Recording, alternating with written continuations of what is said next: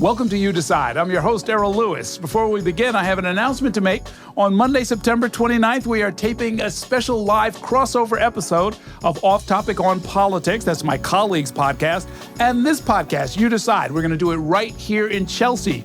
I'm going to be there along with my colleagues from Off Topic on Politics. The hosts are Courtney Gross and Bobby Kuza. We're going to all be there together. We're going to have some special guests. We're going to have a cash bar. It's all happening at Racket NYC. That's 431 West 16th Street between 8th and 9th Avenues. The doors open at 5:30 p.m. It is free to attend, but you have to RSVP. It's a great way to kick off the final month of the race for mayor. So you should head to NY1.com or the Spectrum News app for more information and to RSVP, and I hope to see you there. On to this week's episode. I took a short walking tour in Astoria, Queens with the Democratic mayoral candidate Zohran Mamdani. He showed us around the neighborhood a little bit, and then we sat down at a cafe. We had a cup of chai. We talked about some of the issues in the campaign, and he finally got the endorsement of Governor Kathy Hochul. He talked about their political relationship. We also learned a little bit more about Mamdani and his relationship with the Queens district that he has represented for the last few years in the state assembly. And I should note, we had a similar walking tour with Andrew Cuomo a few weeks ago. We're hoping to do the same with Curtis Sliwa real soon, and possibly even Mayor Eric Adams. You can find all of those conversations on our website, NY1.com. Here's my conversation with Zohran Mamdani.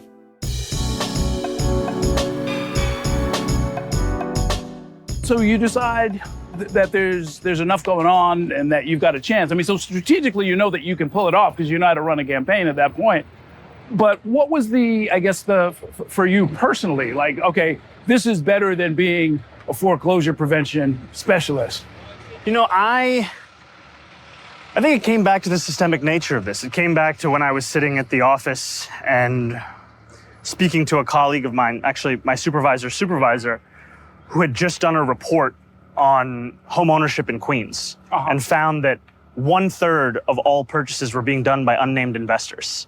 It was a problem that spoke to tenants who were being priced out of their own neighborhoods. It was a problem that spoke to homeowners who, if they were delinquent on property taxes or water bills, would face a property tax lien sale.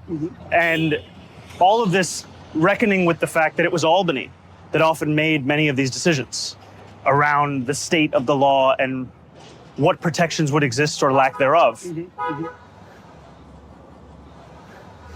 So let me ask you about the ultimate solution, right? We know you're pushing for the rent freeze for stabilized housing. To what extent do we have to reconfigure the basic math of how all of this gets done? I mean, I've been talking with a number of people, including your former classmate, I guess both assembly class and maybe high school class, Kenny Burgos. Mr. Burgos. Yes. Talking about how, look, if he says the problem begins and ends with property taxes, that if you're not dealing with that, which is like a 30%. Can I say Good morning. that if you're not dealing with... The young voters delivered us this election. Yeah, right. They get younger all the time, right? Yeah. So if you're not dealing with the property taxes, he says, you're not really dealing with the problem. You're putting, a Band-Aid on a broken leg, so to speak. What do you think of that? And is there room to try and get a big lever like taxes to sort of move incentives, have it passed down to the tenants, and really create some long-term, deeper affordability or even rent rollbacks? There are a number of things that Kenny and I disagree on. This is one of the things that we agree on, is that the time has come for a change to our property tax system. And I say that as someone who serves on the Real Property Tax Committee in the State Assembly, as someone who has looked at this system, sought to introduce legislation to augment this system, and yet been told that the scale of this is one where the Assembly, the Senate, Albany in general is waiting for the vision of the mayor. Okay. And this is a mayor right now we have who said that he would fix the property tax system within 100 days of taking office. That was in that 100 days promise? That's what, that was 100. He pulled it off the websites. I didn't remember. 100 days promise. And what we've seen instead is that he sought to defend the system in court and lost time and time again. Wow. The previous mayor put together a commission that released its findings on the final day of the administration. Sure.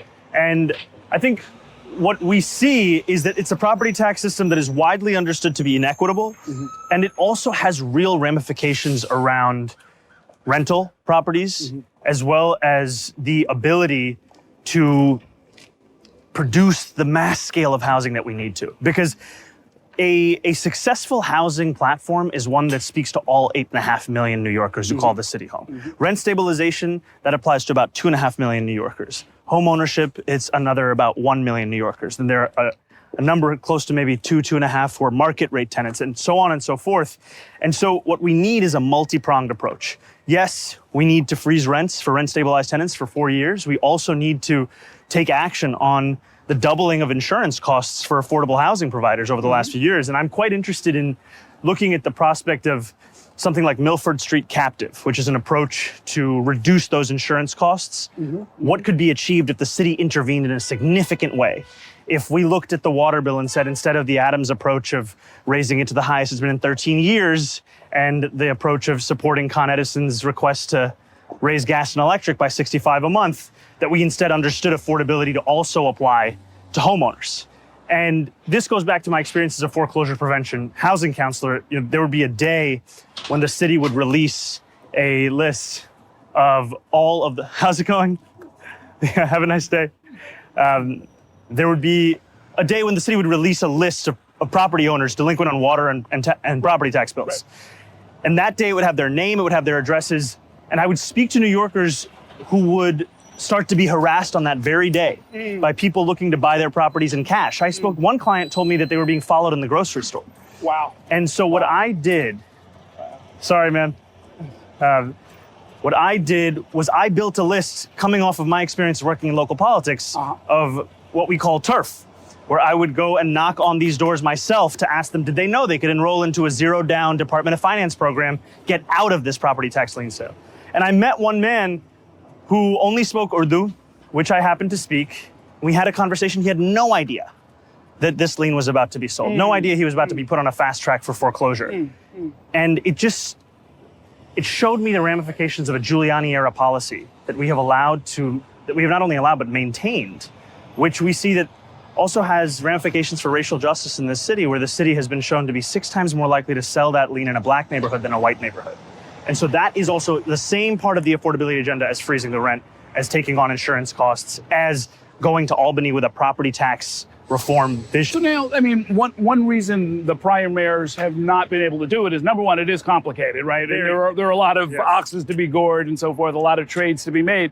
But the other part of it is that so much of the city's revenue comes from property taxes that ultimately they don't want to touch it. And I, in fact, was talking about this with someone who suggested, it might even have been Kenny Burgos, that a Mayor Mamdani is going to find the same kind of math, that to pay for a lot of the different things that you want to do, you don't necessarily want to start messing with the major source of revenue, which is property taxes.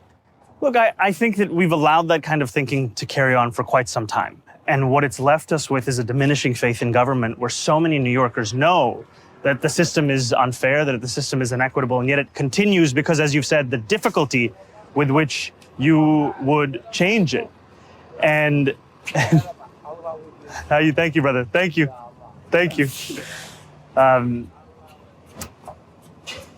But I think that New Yorkers deserve a mayor who will actually try, who will go to Albany. I can tell you that, having been in Albany throughout the Adams administration, there was not much outreach being done on the question of property taxes. Right. And there will be winners, there will be losers, there's no question about it. And yet, to allow this to subsist it's part of why we are in the situation we are. So is it fair to say that that'll be part of your whatever 100-day agenda and so forth? No, the difference between myself and Eric Adams is I make promises I intend to keep. And I am not going to tell New Yorkers in 100 days it's going to be done. But this will be a part of our Albany agenda. And it will be a primary part. It will take its time. It will be difficult, but it requires continued focus. And that's what we're going to bring to it. Okay. This is a remarkable strip with so many small merchants. As an assemblyman, have they sort of come to you with what their needs are? What have you learned from them that you might want to take to City Hall? You know, that's actually where our office used to be. 2814 Steinway was our campaign office back in in 2020. Oh, in the height of the pandemic. We right? put down, I think it was about $12,000, which was an incredible sum of money for a campaign just starting up.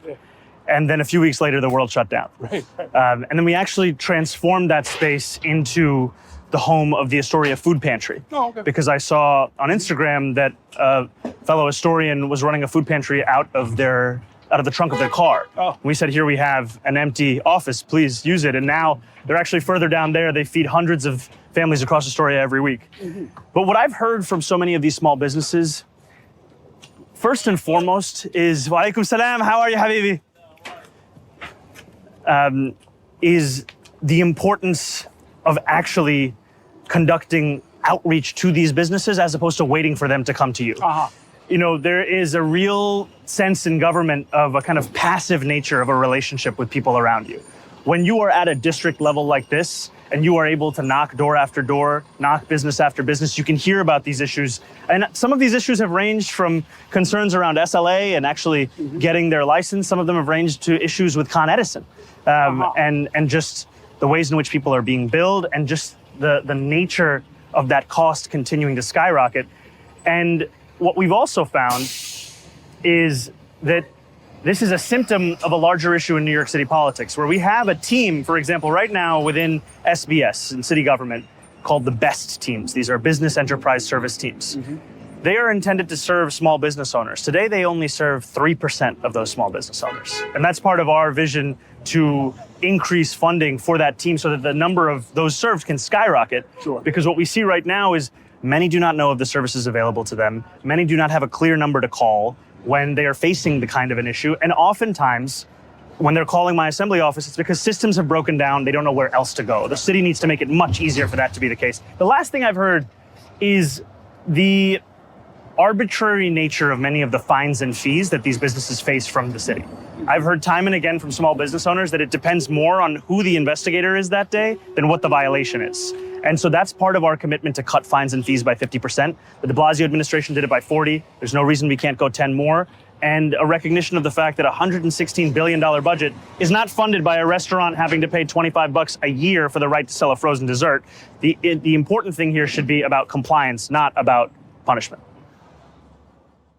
So I noticed as we were walking here to Mo Cafe that we passed Turkish coffee place, Colombian coffee place, Brazilian coffee, all kinds of coffee. But I understand there's something special going on with Yemeni coffee. Well, we are sitting right now in Mo Cafe, and it's one of the many Yemeni coffee shops that have been born across the city. You know, just on this street, we have Mo Cafe, we have Mocha & Co., we have Haraz, we have just a few blocks over Kahwa House. These are all different Yemeni coffee shops that have in many ways provided a third space for so many New Yorkers. Because unlike coffee shops that New Yorkers have come to know, they don't close at 5 or 6 p.m. They are not geared around the workday. They are geared, in fact, around a communal life.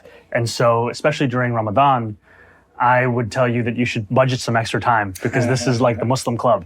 And getting in here will take its time, because this is where everyone is, whether it's at midnight or 1 a.m. or 2 a.m. This is a place for people to come and meet each other. And it's, I think, a reflection of how small businesses are such a critical part of a community, because they provide a place of belonging beyond just the home or the work or the way on the way. Very interesting. I wanted to ask you about your... I heard that you run marathons. Run is a strong word. Well, I participate. I heard, yeah, participate. I heard that you've done it twice, and yes. I wanted to know when this happened, because we've been talking for a while now, and I was like, when did he do this? When did he have time to do this? Blink and you would still see me. That's the pace that I was running at. I ran a marathon last year in November. I ran it with a T-shirt that said "Eric Adams raised my rent. Zohran will freeze it" on the back.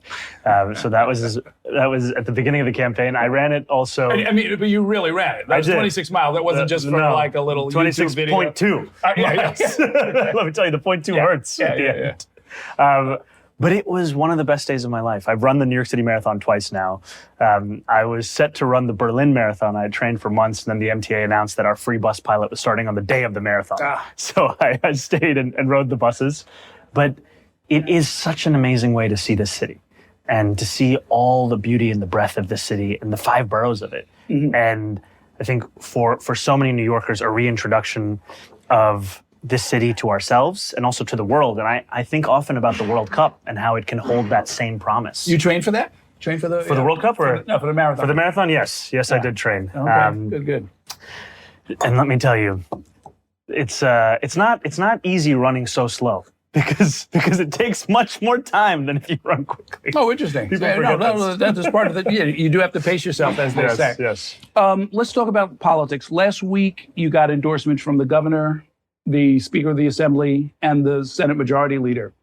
The obvious question is, does this signal an ability to get things done in Albany? And was that sort of on the agenda as you were talking with them? You know, the agenda was always at the heart of those conversations. And that's what I appreciate so much about this support from Governor Hochul, from Speaker Hasty, from Majority Leader Stewart Cousins, is that's an endorsement not just of me as an individual or as a candidate, but of the platform that we're running on.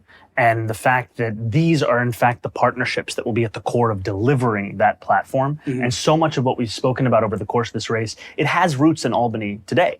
You know, when we speak about universal childcare, the governor has talked about that as part of her vision. When we speak about fast and free buses, that is something that was delivered really with a lot of leadership from the legislature. And when we speak about increasing taxes on the top 1%, you can find that in the one-house budgets of both the Assembly and the Senate year after year. And this came in the same week as we received endorsements from Controller DiNapoli, as well as Congresswoman Yvette Clarke, who's also the chair of the Congressional Black Caucus. Yeah. So I mean, when it comes to taxes in particular, the governor has said that's DOA, right? I mean, what was your conversation like with her, understanding that you're pretty far apart on that rather important issue? You know, it was a conversation that understood that wherever there may be disagreement, it doesn't preclude us from finding places of agreement. And the importance of universal childcare, the importance of making the most expensive city in America affordable. And I've always said that the most important thing to me is that we fund these initiatives. I think the most productive and straightforward ways to do so are these two tax proposals of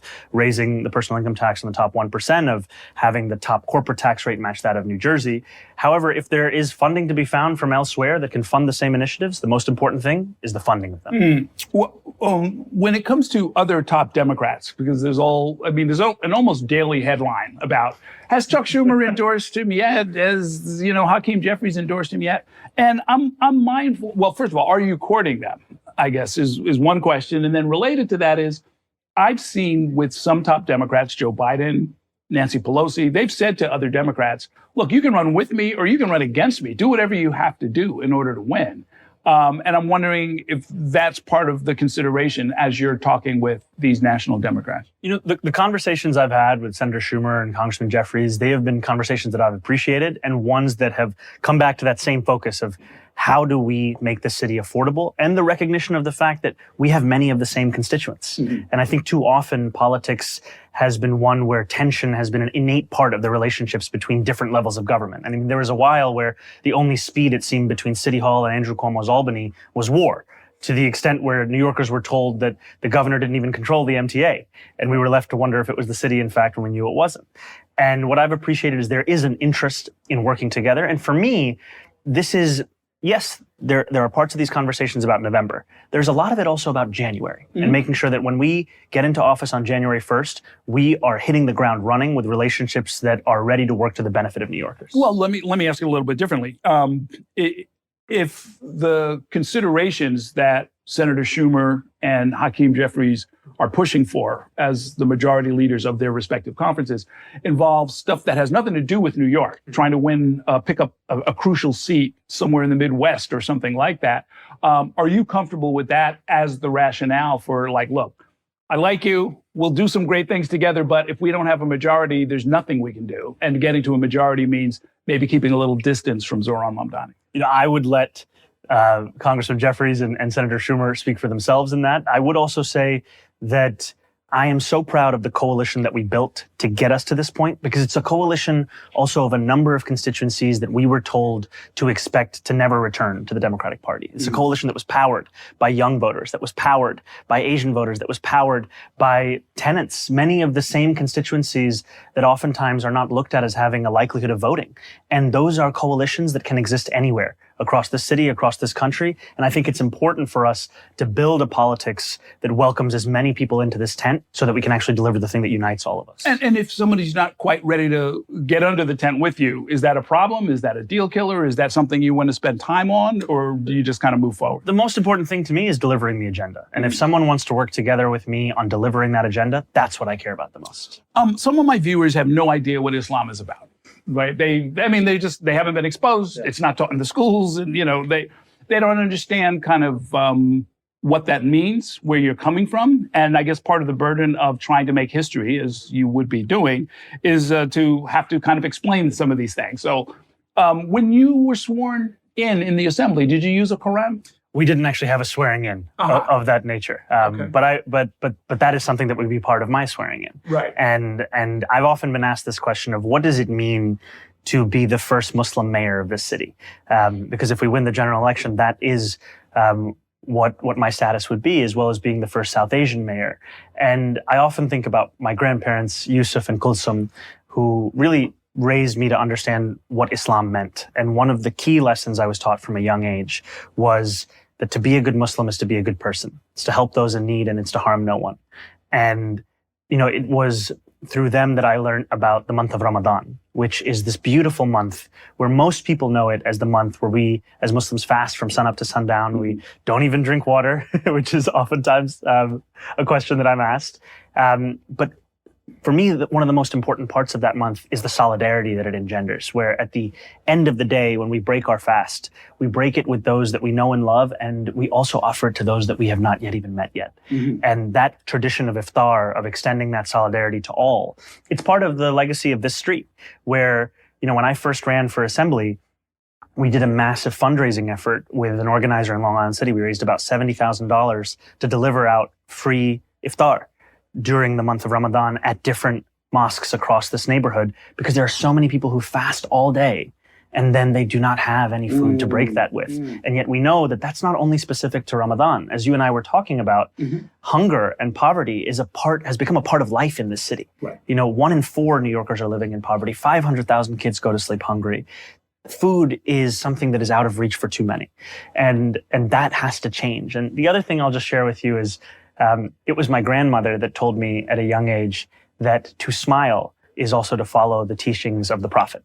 And it's a sign of respect. And so from a young age, I was encouraged as what piety can actually look like takes many different forms. Ah, interesting. So smiling is piety. That's what you taught me. I hadn't heard that before.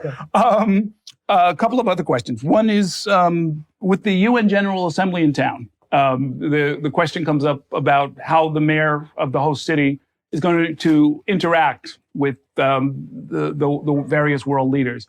And I wanted to ask you actually about President Modi, because I saw you at one point at some forum said that given the chance you would choose not to meet with him. And that was over, I imagine, human rights abuses? Mm-hmm. I was asked if I would have a shared press conference with him if he came to New York City, and I said that I would. Okay. Given the opportunity, if you were, say, the mayor, would you want to talk to him, maybe even confront him face to face? I've shared my criticisms of the policies of Prime Minister Modi's government, and I think policies that have been one that many have taken issue with over the course of time, in the ways in which they seek to create a vision of India that doesn't include all the people of that nation. And I often think about the opening words of the Constitution of India and the vision that it lays out.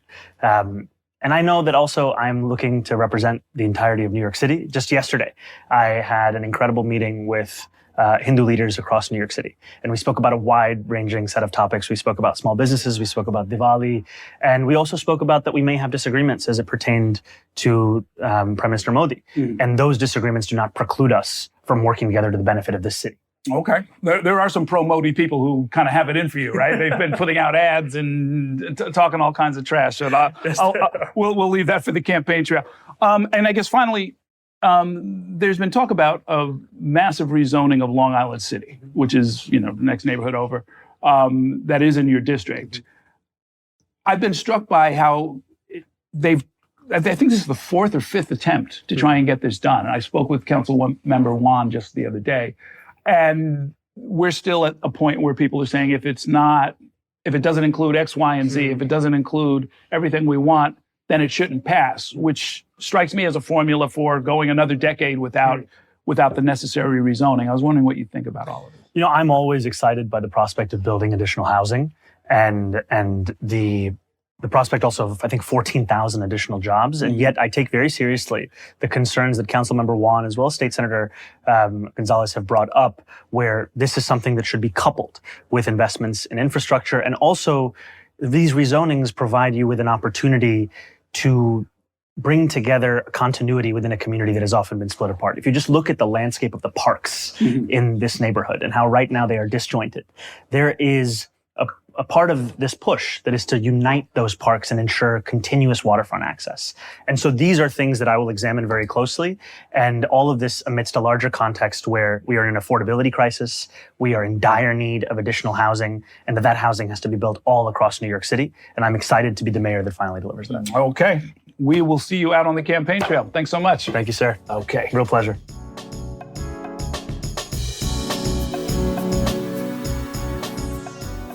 Do you want more conversations with the people who are shaping the future of New York City and beyond? Check out our New York One podcast channel in the description. And hit subscribe to let Spectrum News be your resource for balanced, in-depth political coverage, elections, and issues.